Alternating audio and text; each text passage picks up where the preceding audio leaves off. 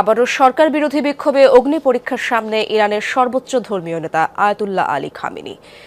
3 যুগের শাসনামলে ইসরায়েল ও যুক্তরাষ্ট্রের সাথে শত্রুতার পাশাপাশি বেশ কয়েকবারই মুখোমুখি হয়েছেন গণবিক্ষোভের।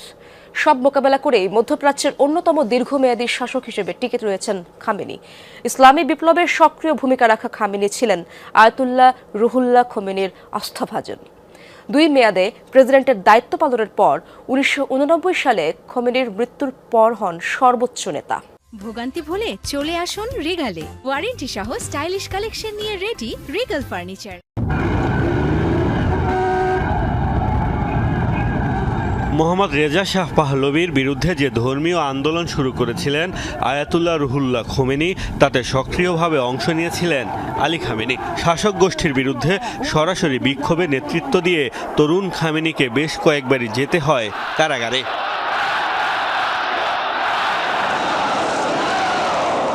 1979 সালে ইসলামী বিপ্লবের পর খোমেনি ইরানের সর্বোচ্চ ধর্মীয় নেতা হলে দেশটির রাজনীতিতে গুরুত্বপূর্ণ হয়ে ওঠেন খামেনিও। তিনি উপপ্রতিরক্ষা মন্ত্রী থাকাকালীন বিপ্লবী গার্ড বাহিনী IRGC শক্তিশালী হয়ে ওঠে।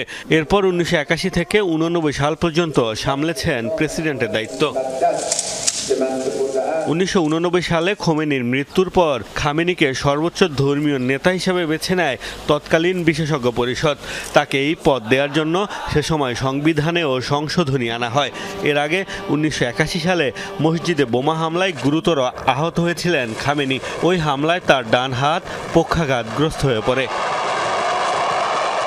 86 বছর বয়সী খামেনি গত 36 বছর ধরেই ইরানের সবচেয়ে প্রভাবশালী ব্যক্তি হিসেবে নিজের আধিপত্য ধরে রেখেছেন।